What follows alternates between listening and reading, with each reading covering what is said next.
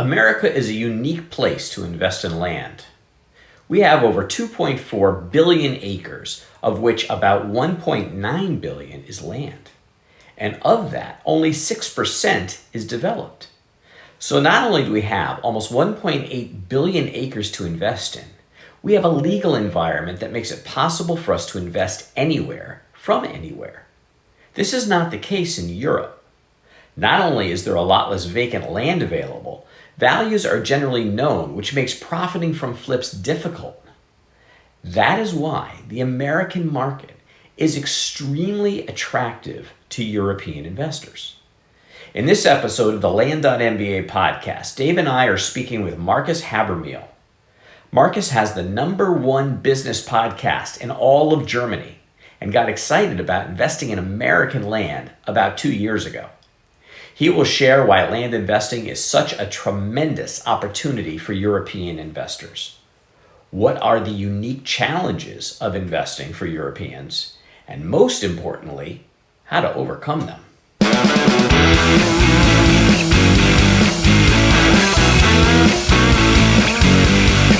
Welcome to the Land.MBA Podcast, where we go deep into the business of land investing. Hey gentlemen, how are you today? Thanks for showing up for the podcast. Today we have a very special guest. We have Markus Habermehl joining us from Austria. And of course we have my sidekick, Howard Zonder. How are you, gentlemen? Are you implying that I'm the Robin to your Batman? Exactly. Doing perfect. Hello, David. Hello, Howard. How are you guys doing? Great. Excellent. Awesome to have you on the show. Thanks for taking the time. Thanks for having me. So, Markus. Yes. We always think about this business as such an American thing where, it's really great to have somebody from Europe on here. But before we get into the details of your involvement in land, you've got a really interesting background, and you've got a really have achieved your own personal brand success over in Europe, in Germany. Tell us a little bit about where you're coming from and why everybody knows you over there, because you're kind of famous. Oh, well, not exactly famous, but the crowd I'm talking to, I'm a podcaster, and this is my logo, and I do have a #1 podcast over here in financial education and in business education. And this crowd knows me, but I still can walk over my street and do my business by myself. That's great. Yes, I'm doing this land business over here in Europe. From Europe, I've been to the US just once, but not for this business, and I built it up all over here. Yeah. What am I doing over here? I'm a podcaster. I'm earning my money with my podcast. My podcast is my business and my fundamental. That's why the people know me, and that's how I can sell stuff over here. I started 4 years ago. And actually, I'm one of the biggest podcast coaches over here. I'm since like about 9 months, I'm on place #1 on iTunes over here, iTunes Germany, in my niche, and it's running good. Yes, and that's how we came together. Actually, if I can say it, yes, that's how we came together. I had a podcast. Was looking for a new way to invest in what's the word? In real estate, of course, and found out that we can do it a little bit easier and a little bit different than we are famous with the European way to do it. It was a lot of learning. I found a guy I interviewed a few years ago. He told me a little bit about this business, and that's how I started my learning journey. That's how I want to call it. yeah, I had a few questions. That's how we came together over Facebook, and you were so nice and answered me this questions, and I didn't stop asking. That's why we're together right now. Yeah, that was like a year, almost a year and a half, 2 years ago now, I guess. Been that long? I think even longer. It might I think it's minimum 2 years since we spoke first. Yes. Mm-hmm. Yeah, so it was awesome. So I mean, I always fancy myself the international guy. You know, I did go to get an international MBA with the goal of an international career, which of course got completely sidetracked. But anytime I can deal with people on the other side of the pond, I'm always happy. So it was great. And then I found out, you were a famous podcaster, right? A few years ago, I used to be in the NATO headquarters. Today is 9/11, by the way, 9/11, yeah, 2020. Exactly. And 19 years ago, I was a German soldier in the NATO headquarters in Heidelberg, protecting US barracks, and our whole world changed. I served for 8 years and protected US installations in Germany. So I'm very close to the Americans. It was our duty language back in the days, and we just worked together. We had different uniforms, but we did the same job in the same barracks, and for 5 or 6 years, I think, in the 2000er years, and that's why I'm a little bit closer to the US market and the US people than other guys are. And 9/11 is one of these days I'll remember till the end of my days. It changed our lives as well. Yeah, it's hard to believe it's been 19 years. I remember the day. I remember it like it was yesterday. Not to get too sidetracked, but I mean, I'm glad you brought it up because we're just going about our business today. And I read a couple articles this morning when I got up and was reflecting a little bit. And I think it's just very important. I was watching a kid, not a kid. I mean, he's a 18-year-old man, was giving a presentation and talking about how, there's a lot of people today, our young people, who were born or they were too young to understand what happened then, and they're not being taught the history in school and the importance of this date. And it's really important. It's as important as understanding our World War history and everything else. So just not to sidetrack too much, but people, teach your kids history, please. Well, yeah. So I think we'll get back to land in a moment, but I think this is a very worthy sidetracking because this is a very important day. And I was fortunate enough not to be in New York City the day it happened, but I was right across the water in New Jersey, and we were standing in a place in West Orange, New Jersey. There's an area called the High Lawn Pavilion, and it's on a very tall mountain or hill in New Jersey with just a perfect view of New York City. And we were there watching, and it was the most crystal clear blue sky day, so you could see everything. We actually saw the buildings come down. And you're absolutely right. It was the day that changed everything. And what's really surprising to me, and I think it's just worthy, I don't care if we're a land podcast, I just want to say it anyway. What's really interesting to me is how everybody, in America for sure, we coalesced and, we became as one people. We came together because we had an issue that we had to deal with. Absolutely amazing the way the world rallied to support us. That was amazing. And what's really interesting is how at that time we were, almost programmed, but everybody was on board that police and firemen were our heroes. They rushed into the buildings. They saved us. It was all about thank you to our heroes who were the police and the firemen. And now we're facing a world where they're getting a very different message. And I would just love to use this opportunity to say thank you to the police and firemen who go out there every day and put their lives on the line in support of all of us. I remember what you did on 9/11. I know what you do every single day, and it doesn't go unnoticed, and it is much appreciated. Absolutely. And that extends to the military as well. And, yourself, Howard, being a Marine. Is it just me, or is it getting harder and harder to count on a job for our financial security? Who would have ever believed that we would go from the lowest unemployment in 50 years to 40 million people unemployed? Whether you have a great job and want to create a second income, or you're recently unemployed, you need to check out Land.MBA, your one-stop shop for land investors. Investing in vacant land is a proven business model that can help you build a reliable and scalable second income.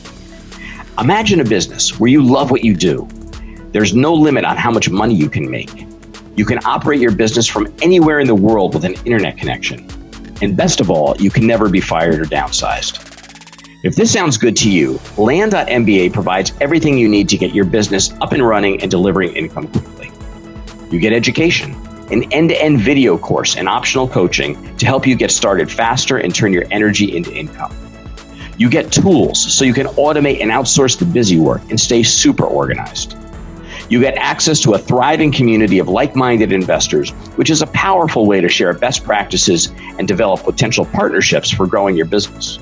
And finally, you get access to deal financing, so you never have to pass on a great investment opportunity due to limited funds. Our team has over a decade of real estate investing experience and has the knowledge and experience you need to help navigate any investing scenario. And with Land.MBA, we hold nothing back. Because there are no upsells, you get access to all of our combined knowledge right out of the gate. So don't wait to provide your family with financial freedom. Sign up today for Land.MBA's Soup to Nuts Land Investing video course.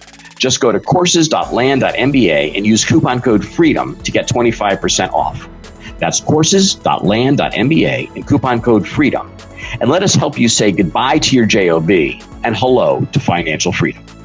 We understand, and a lot of our audience at the moment is very US-centric, and not completely, but certainly very much US-centric. And we understand as Americans, okay, we're buying land in America, within the 50 states. But it's got to be a very different experience trying to do this from across the pond, where your deep understanding of geography, of law, of language, of everything is rooted in Europe. Not you weren't born into it the way we were in America. It seems like a lot to overcome. So my first question to you is, why not just do this in Europe? Why invest in land in America? Because it's not possible, because of the laws and the way the systems over here works. First of all, we have a very strong law over here about the data protection.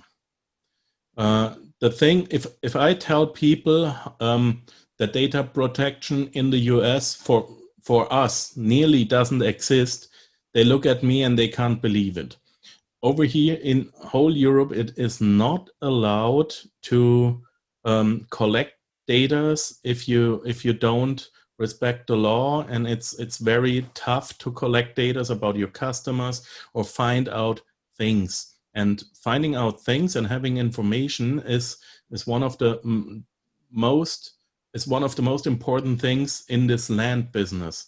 I need information. If I don't have any information, I cannot do good decisions, and that costs money. So that's the land business. Period. And right. We have a data protection law over here, and that means it's a very private thing to protect the data. And in the US, I can go into the internet and find out everything I want to find out about a house or a property, and who bought it, and especially about the tax history and all the stuff. And this is not possible over here in Europe. Okay, and the data side to it, one of the things we always kind of joke about is buying raw land is more like buying a car than it is, or selling a car, than it is like buying or selling a house. Is that true in Europe as well too, or is land, real estate like everything else with lots of legality and regulation around it? We do have lots of regulation around it and lots of cost. and the thing is, the pricing of the land is completely different.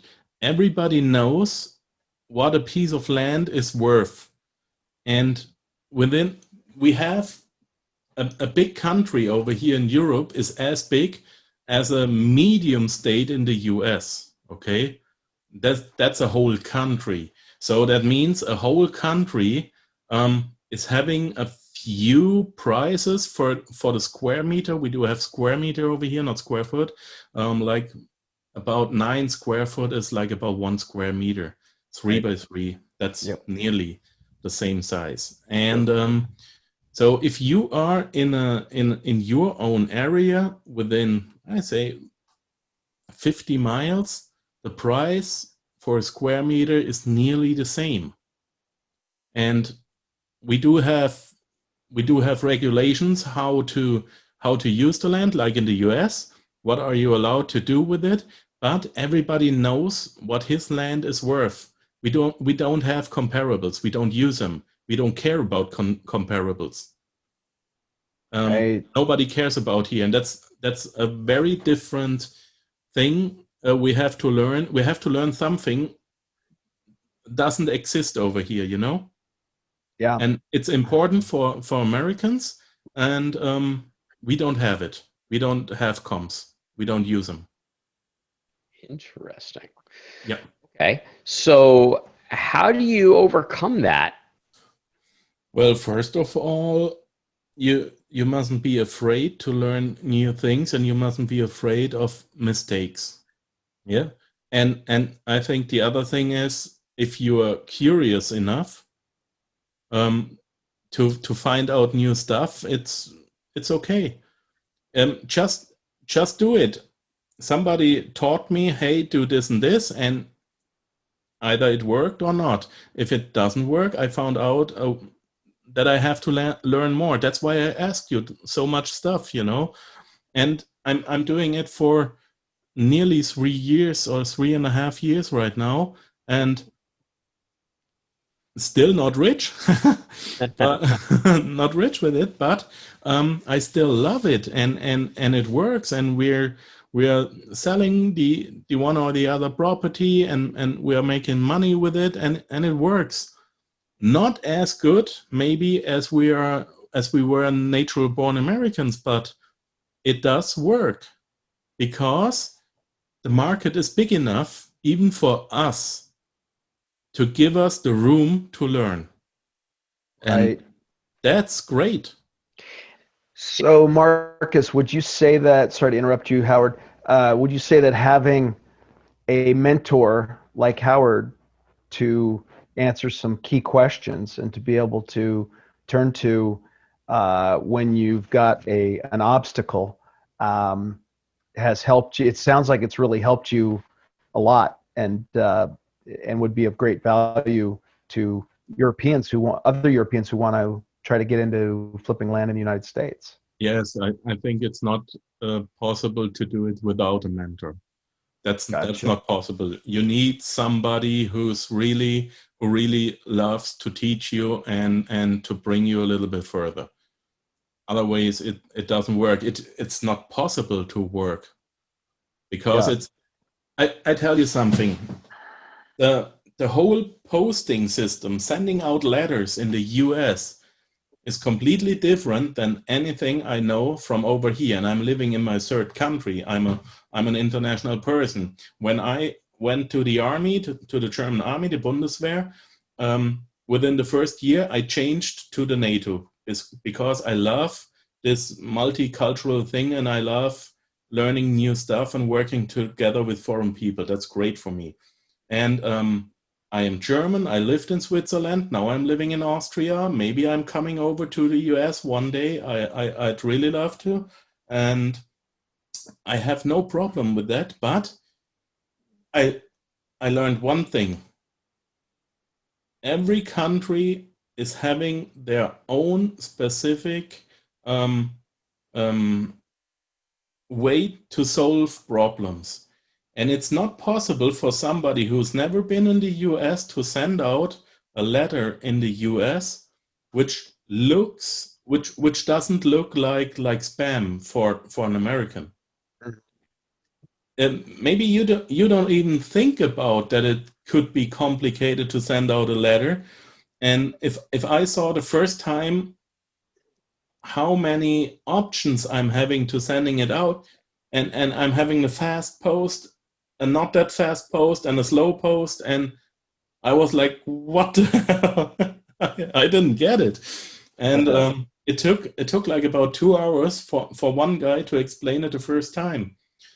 Very interesting. And but I love solving problems. That was one of the problems, and I got rid of it. I got it out of my way. So let's walk on this way and find the next rock in our way and get rid of this one too. So for all the Americans watching this, it's so much easier for you than for us doing it. And maybe it's tough sometimes, but not as tough as for us. For example, if you want to open a company in the US, you just do it. We had to find a way not to fly in the US and doing it, and finding a way that they believe us, that we are regular persons and not gangsters or something like this, you know. It's not that easy. It's not that easy to open to get a phone number for your company. Yeah. We do not have Skype phone numbers over here because Skype doesn't allow it in Europe. We don't have these Google phone numbers. Google just opened it in the US. You guys are going to Walmart, pay $10, and you have a cell phone, and this is your commercial one. This is your business phone. We don't have it. We had to find another solution. We used Skype in the very first days, and one guy gave me a call, and I was answering it, and my slang didn't matter to him. Everything was fine till this moment. He was like, yes, I'll send it to you by SMS. I'll send you a message. And I was like, oh, I can't receive messages. And he was like, why? And I was like, yeah, why? And that's it. And that was and he didn't buy my property because of that. I couldn't receive a message, and that's why he didn't buy my property. So, and we have to solve problems. You don't even think about them. Right. I mean, so it sounds a world that you know what you know, and you know what you don't know, but you don't know what you don't know until it kind of smacks you in the face. And over 2 years, I mean, I could say you're one of the smartest guys that I know. But what's really cool is that I find that the smartest people are the really smart ones are also humble enough to recognize that they don't know what they don't know.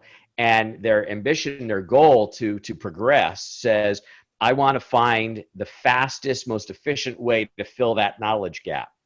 That's what makes them successful. And so we talked about the business in general and how to grow the business and, various different things. But I want to take this idea of, you basically reaching out and helping you solve some of these problems. So you're not always doing it on your own, because you were sitting on a bunch of properties that represented a fair amount of opportunity, and you weren't quite sure how to make it happen in the States. You talked to me about it. I actually hooked you up with David. David got involved, and I just want to unpack that a little bit because I have a feeling, being such a big podcaster over in Europe, maybe we'll get a good European audience for this particular episode at least. So for those people that are coming there, David, tell me,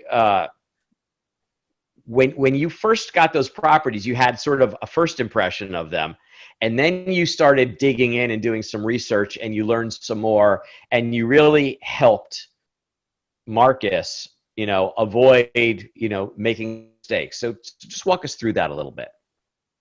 Sure. Well, one of the challenges that, and Markus, feel free to jump in here, but one of the challenges that he was having was in the sales process. because you really need it. You need to have someone who lives here, A, for the time zone, and B, just, I think, culturally and an understanding to resonate with the buyers and talk about the properties and whatnot. And also, culturally, Americans are a lot of Americans can be a little bit adverse to someone who has an accent. It's just the truth. Right or wrong, it's just the truth. And so, I helped them out with setting up a bit of a sales organization to help sell their properties. And so we answered that challenge. We were able to get them marketed, getting leads come in, and we were able to speak to, and we got some properties under contract. But then what we learned was these first few properties were on an option. Luckily, they hadn't purchased them, because we found a key mistake they were making, and we're able to help them understand that. And a lot of the lots were infill lots. Now, on the surface, without going deeper, so yeah, an infill lot is, a vacant lot that's typically in a subdivision that's close, can be closer into town where there are houses built, but it may not be a fully built out subdivision. There are vacant lots within the development. Let me just jump in for a second, just for clarity here. So a lot of people that come into this business buy cheap rural land out in the desert, and its purpose is rural. So maybe it's just for farming, or maybe it's for recreation, or maybe it's just escape land or whatever. Camping. A lot is usually something that you would flip to a developer who would build a house on it and then sell it as a house. Correct. Thank you for clarifying that. And there's a very key metric that you need to look at when you're buying infill lots. And so, is a developer going to be able to make money? So you need to be able to sell it to the developer for a profit. That's the whole game. So if you bought it for $5,000, you want to at least be able to sell it to $10,000 for the developer. Well, if the developer buys it for $10,000, he needs to be able to build the house and sell it. So you have to look at what the houses are selling for in that neighborhood. You could have a neighborhood that is depressed and they're actually selling for less than the current cost of construction.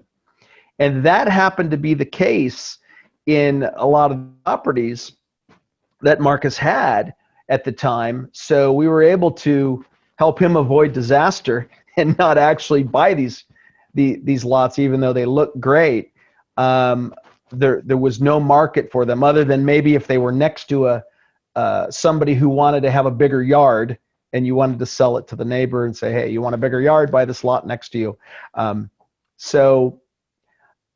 Markus, you have anything to add to that? I mean, was that helpful for you?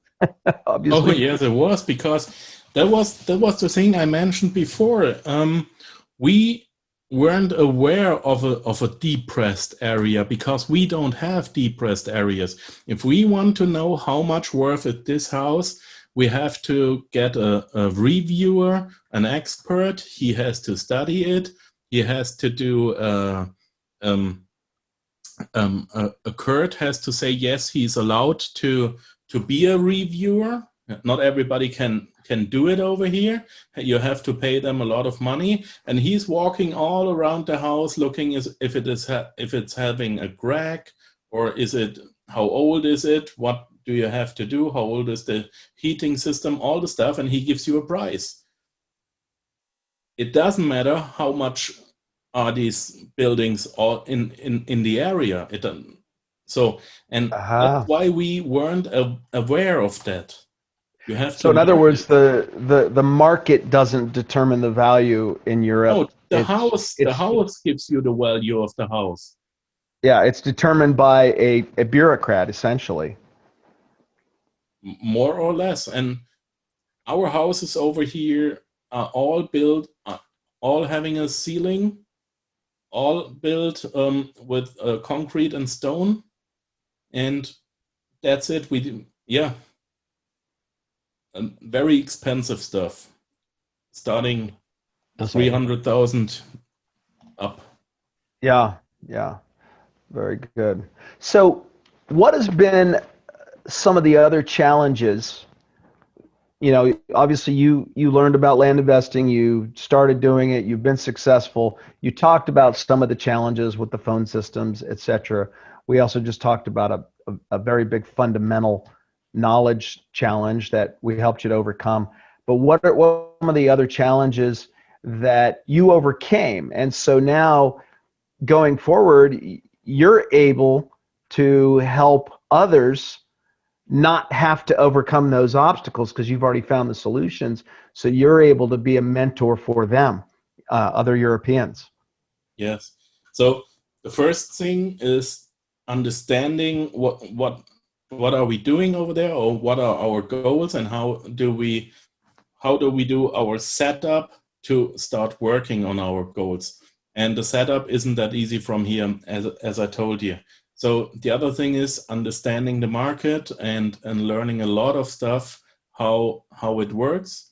One thing we had to overcome, and that was a little bit tough, is American websites are pretty good in blocking European viewers or visitors. Interesting. There are websites out there. I think, I don't know which one. Where do you, Howard? Where do you get lists from? You told me this website where you can buy lists. DataTree, and there was another website. They didn't allow us to enter the website unless we had to install a software solution which simulated a US IP address. Right, because with data, they're getting data from counties, which may put some requirements on them as to who it's available to. But the other thing is that if they were to because they're a large enough company, and that if they were making their website available to Europeans, and or even if just enough Europeans were taking advantage of their website, then they would have to adhere to GDPR requirements. And their website does not do that. For legal reasons, they need to say, sorry, if you're in Europe, you can't access it. Yes, but these were problems we had to solve, and we didn't know why we couldn't enter some websites. And there are some websites which are still blocking us. That's why we had to find another solution. Right. So, and before you start this business, you are just thinking about how sure is it that I'll receive a property. And from today, I can say from all around the world, as soon as you start, you will get properties, definitely. We received within 1 week, we didn't receive one property for 12 weeks, and within 1 week, we received 24. We had 24 contracts within 1 week. That is not the problem. But you need to have a lot of knowledge, and you need to have a good plan to sell them. Right. As soon as you get them under contract, you need to know who do I want to sell it to and how much money will I make. And don't start with dreaming you rich. That doesn't work. That doesn't work. If you don't understand the end game, how can you feel confident in an investment? You need a whole plan. Some idea where this is going, and you have an idea what kind of profit you can make. Because and that's an essential part of the buying process, because the buying process is a negotiation. What's the price you're going to pay? In the land business, our goal is to move land as quickly as we can, and turn over our money as many times per year as we can. In order to do that, our goal is to market properties at or below the median value of comparable properties in the area. So median opposed to average. So median means, half the properties that we would look at are below that price, half the properties are above that price. That would be the median. We want to be preferably below that for a comparable property, so that when a potential buyer looks at it, we look like the best deal in town and we can move it quickly. If we're going to sell at below the median and make the kind of money we want to make, by necessity, we need to buy it really well. We need to buy it low. And that is a negotiation. And so what is the price we're willing to pay for a given property? We don't know that unless we have some idea what we're going to be selling it for, because otherwise we can't engineer or calculate what our return on investment is going to be. Yes. Exactly. And it doesn't matter how much the property is worth for the seller or how much it is worth for you. You must find out how much is it worth for your buyer. That's the only thing what matters. And if you know by sure how much it is worth for your buyer, then you go below this price. Yep. That's important. So guys, we're getting sort of towards the end of our time frame here. So, but Markus, I wanted to go get a little bit deeper with you on kind of some final questions with regards to some of the solutions that you're going to have an offering for to the European audience in partnership with Land.MBA to facilitate them to be able to enter into this business much more easily with some of these problems solved and start making money very quickly. Before I do that, I just want to pause for our sponsor, LandSpeed. Hey folks, my name is David Van Steenkist, and I've been a real estate investor for over 10 years. I've used lots of different tools, but none of them has done for my business what LandSpeed does. LandSpeed covers every step in the land investing process, from ordering mailing lists to marketing, sales, and closing the deal. What I really like, though, is it anticipates my needs. When I think, oh, I wish I had a quick and easy way to evaluate return on investment on a potential property, look no further, LandSpeed does it. If I want to edit a deed after LandSpeed creates it, it can do that too. Most systems just stick you with a PDF that's uneditable, and you got to go back into the system and edit the fields and do whatever you need to do, and it's a real pain in the rear end. LandSpeed simplifies it. If I want to send 1 or 5 or even 40 neighbor letters at the click of a button, bam, LandSpeed does it.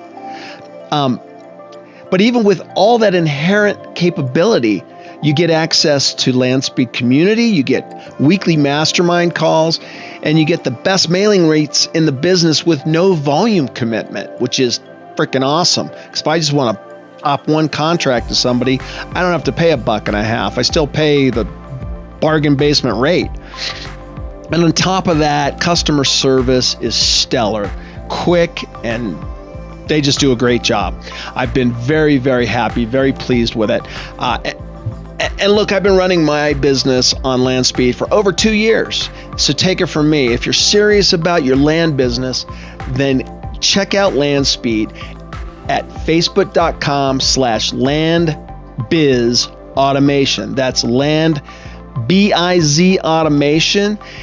And if you want $100 off, tell them you heard it from me, David Van Steenkist, on the Land.MBA podcast. We've been talking for a little while, and we have come out with a video course for people, and have developed a mentoring program, and working with you to provide this structure for the Europeans, so that they have to go through the school knocks like you did, because you've already figured these challenges out, and in collaboration with us here at Land.MBA.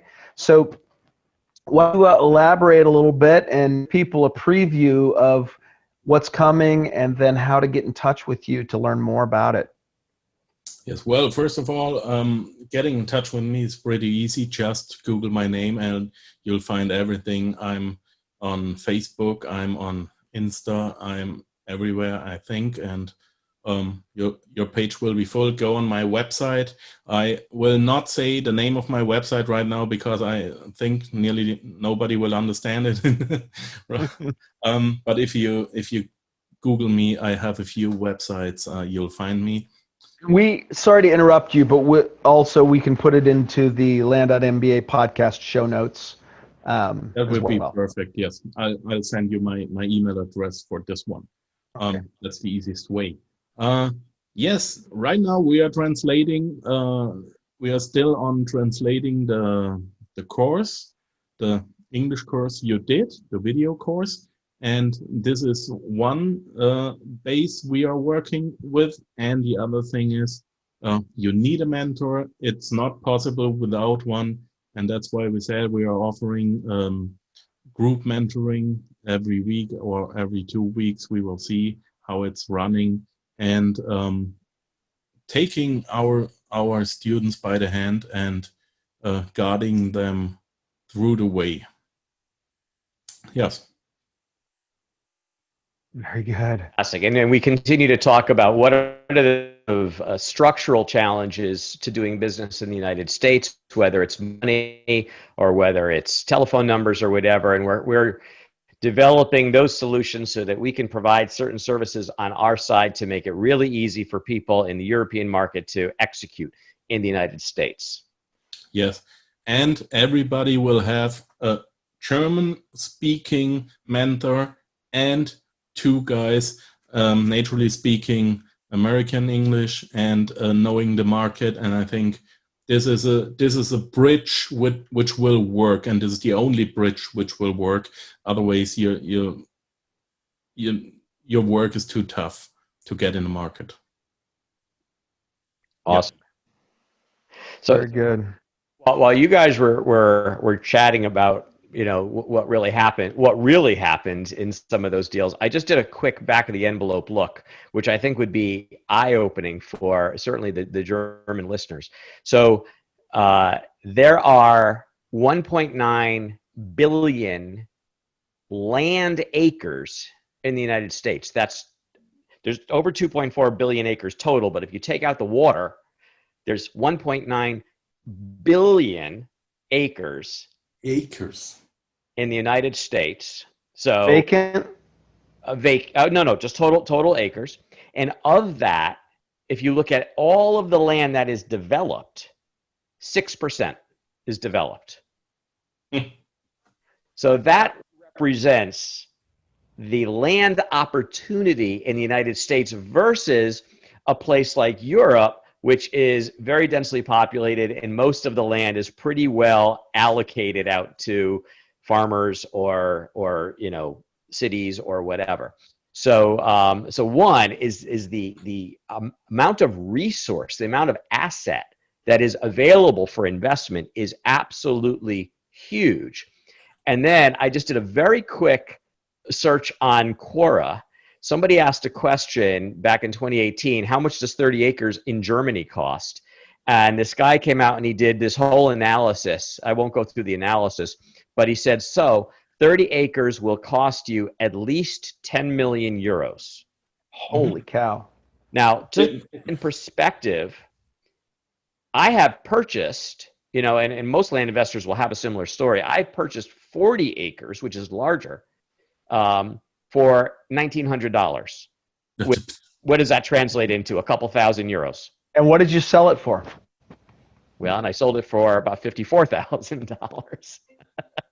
So 2.5 acres are 1 hectare. We measure in hectare over here, and that means for the European listeners right now, this 1.9 billion acres are 760 million hectares. And just 6% are developed. That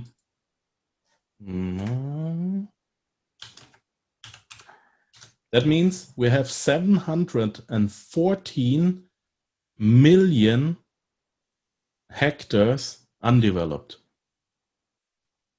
Crazy. Boggles the mind. Mm-hmm. Yeah. And that's why we love this market. And it's even within the United States, with the United States investors, most people are not playing in this aspect of real estate. So it's a wide open field. It is, from a real estate perspective, land is still the wild western frontier of opportunity. Mm-hmm. It is. Yeah, You it's don't got a have long way to go. You don't have to deal with tenants. You don't have to deal with mold. You don't have to deal with damaged property. You have no repairs. You don't have to be in front of that house. You can watch from the satellite Google Earth. You can watch from Google. You can send somebody over and have a drone flight over the property, and it doesn't matter if there is a tree or a bush. Remove it, and you can see everything on the plat maps. Yes. On the countryside websites. It's that easy. It really is.